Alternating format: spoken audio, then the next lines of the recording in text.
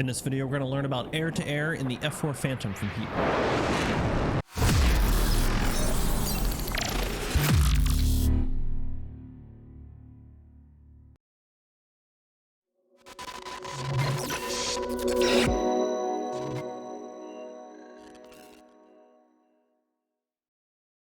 Hey everybody, Cosmo here, and in this video, we're going to talk a little bit about air-to-air. And I'm just going to preface this by saying I am not a wizard at this by any stretch of the imagination, and I've tried very hard to prepare this video. I've recorded it multiple times in different ways. I'm just going to let you know, I don't fully understand everything. The point of the Combat Ready series is not to deep dive into every nook and cranny, but it's to get people going with the basics so they can start having fun early. And then you can go elsewhere and find the more deep dive tutorials for people much smarter than me and figure out why things are doing what they're doing. And if you are smart on this stuff, hey, feel free to comment below. If your comment's real good, I'll pin it. That way people can see what's going on. But this is more of a sharing of information and not a, hey, look how smart I am. I want to tell you guys everything that you need to know. So with that being said, let's get into it. We're going to talk about how Jester works with the radar, and then we're going to talk about cage mode and how that's going to be valuable for you. Now, before we go too far down the rabbit hole, I do want to take a look at a few of the controls that we need to talk about, need to understand before we get into this. The first thing is probably one of the most important is the Jester context action.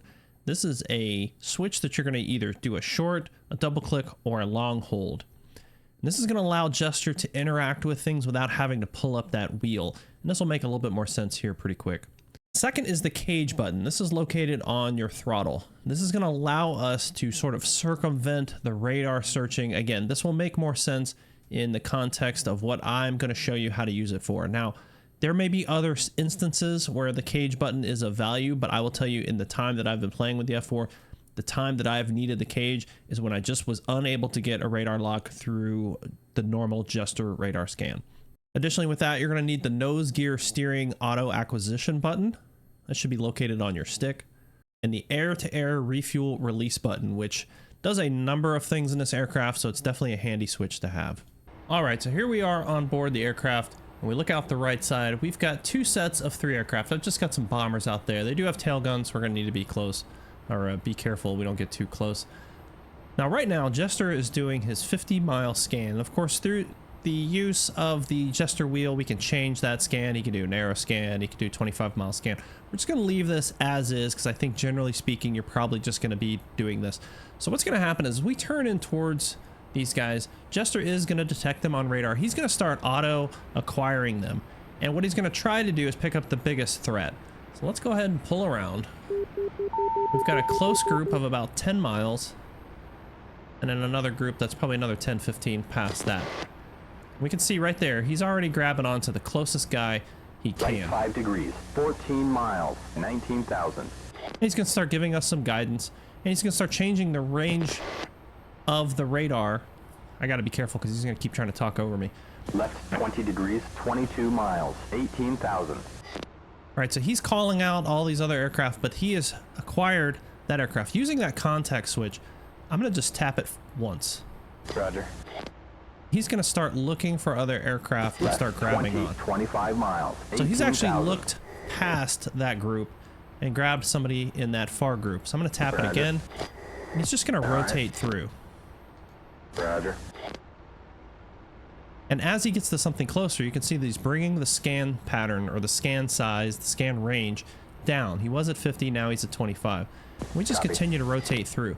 Now, if I double tap, it's going to tell him to go back to a normal scan. However, he is still going to see these guys on radar, and he's still going to acquire them. In fact, he may not even go to a 50-mile scan. So I'm going to double tap that Jester contact switch, and let's see what he does. Back to standard scan pattern.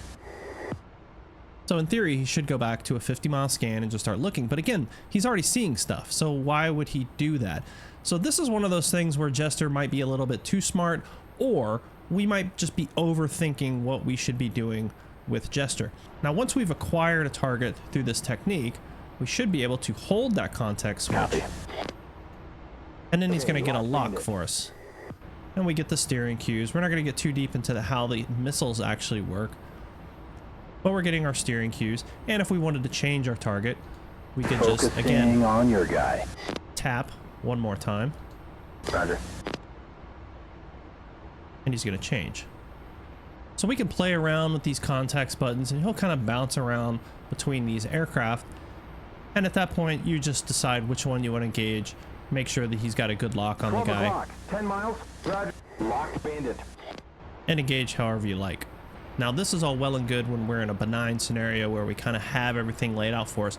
But sometimes that's not the case. Sometimes Jester is unable or for whatever reason unwilling to lock up a target, or perhaps you're in an air to ground mode, you're in the middle of doing something and you get jumped, and that's where the cage comes into play.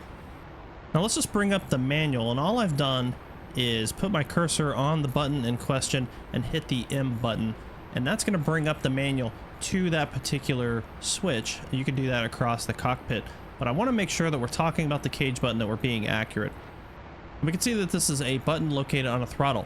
It says right here, in the event that the aim 7, aim 9, or the gun must be employed against an airborne target with the sight in the air to ground mode, for example, the flight is bounced by opposing aircraft, the optical sight can immediately be slewed to the radar bore sight line using the cage button. Okay, so let's go to air to ground mode, and let's go to direct, and then let's change our mills so we can see that reticle. Let's say we're doing some low level high drag bombs. All right, so we get that reticle way down, and if we got jumped, I'm gonna hit that cage button, and immediately the reticle is coming forward, and we can see that the radar is going on that bore sight line. See here, it says cage mode commands the radar into bore sight mode within a 5-mile range. There we go, and a short pulse, and sets the firing circuitry for the currently selected air-to-air weapon relative to the pinky switch. So what we're talking about there is the pinky switch selecting between gun, heater, and radar.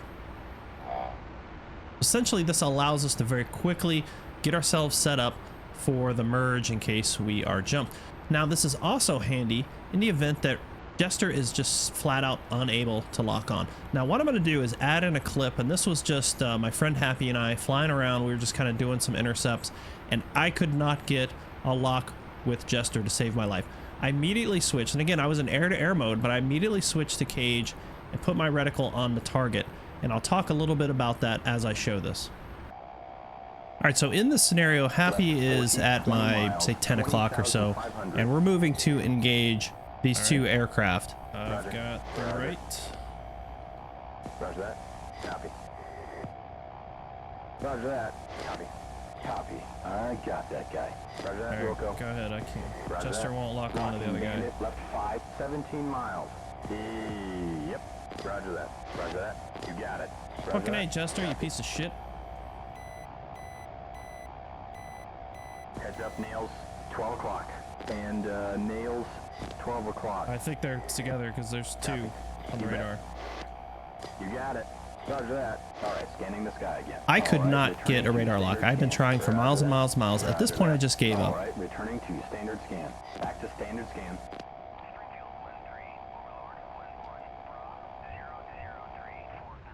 Okay, I see one above the clouds. Going after him. I'd hit cage, and then I hit that pinky switch, that auto acquisition nose steering switch. You can see that range appear on the reticle. That lets me know that I'm actually tracking that particular target. All right, I'm on the guy flaring. So I want you to think about that in this term. I could not get a lock, and so instead what I've decided to do is cage the radar into a bore sight mode, essentially, and I put my reticle on the target that I want, and then by using the auto acquisition switch, or that nose wheel steering switch, I'm effectively telling Jester, or telling the radar, that I want to lock on to that particular target. Now, as I was able to maintain radar on him during that turn, my missile stayed with him. All right, he's firing a gun at you. All right, Fox 2. And I was able to uncage my missile.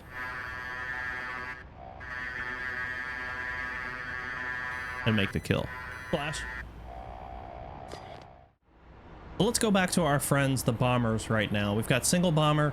He's got no ammo on board, so I can get as close as I want. And Jester's gone ahead. He's gotten his acquisition. Roger. I'm going to tell him to lock. He's got a lock. So he's locked on. We can see that range marker inside of our reticle, so we know that he is locked up. Now, what I'm going to try to do is get him to unlock. All right, returning to standard scan. I've put him on standard scan. Now he's still going to try to acquire just because that's my luck as I try to explain this, but picture that we are close to this target. Again, this guy is a fighter, he jumped us, or we just, for whatever reason, we can't get a lock on him. I'm going to hit that cage button. You can see the reticle jump. You can see we got that 5 on the range, so 5 miles. And again, what I'm going to do is put my reticle over him, and then I'm going to hit that auto acquisition switch. And if it detects him, we're going to get that range in the reticle. So now that I'm in cage mode, there's something that's interesting that's happening on the radar, and we can see it here. I'm selected on radar.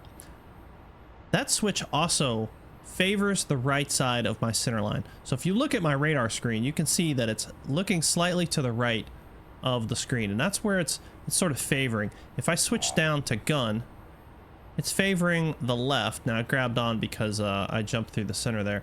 But if we come over to the left, you can see that it's actually trying to pick up there, and I've got an acquisition. But I'm going to go to heater, and that's going to put the radar in the center. And then when I hit that acquisition switch, that nose wheel steering switch, you can see now that we've got range to target. It's telling us that we're locked on. When I get that, I can now switch to all those other weapons. Right now I'm in gun. Okay, I'm still locked on. Right now I'm in radar. I'm still locked on. Now, if we want to drop that lock, we can hit that auto acquisition switch.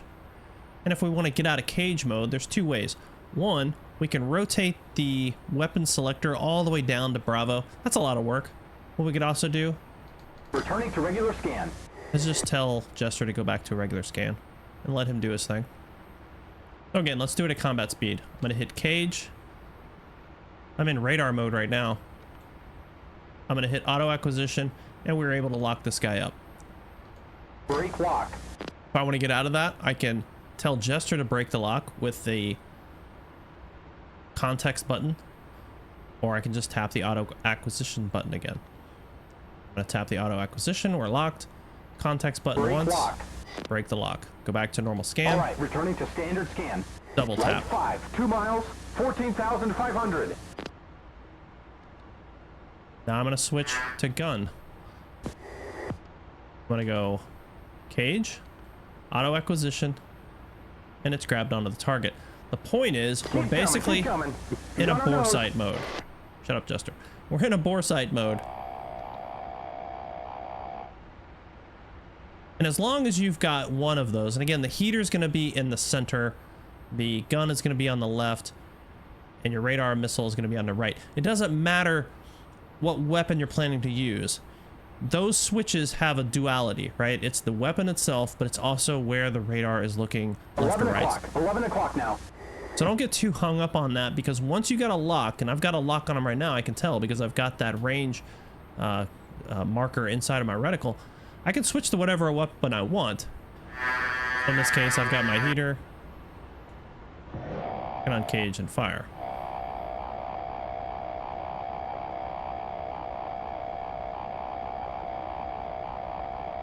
If I want to get closer, I just switch to gun.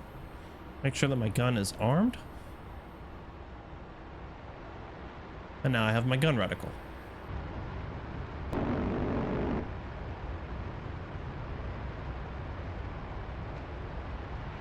Hopefully I have not confused you.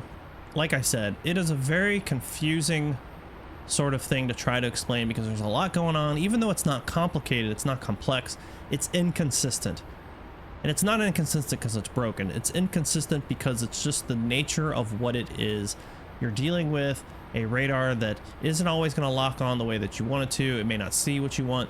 You have a backseater that may not be as good on one day as he is the next. So all I can say is what I recommend is you just do what I've done. You've set up some large aircraft that are no threat to you. Just put them in an orbit and just go out there and play around. Just have a play with the buttons. There's really only 4 buttons you need to worry about. That context button, that pinky switch, the cage button, and the air-to-air refuel button. Just go in there, start playing around with that. Go check out some other videos, some other tutorials, guys that are digging in real deep to why and how the system works. But as far as just getting into it and just having a play with it, I think you've got enough to get started. Hopefully this was helpful for you guys. Thanks a lot for watching, and we'll talk to you later. Take it easy.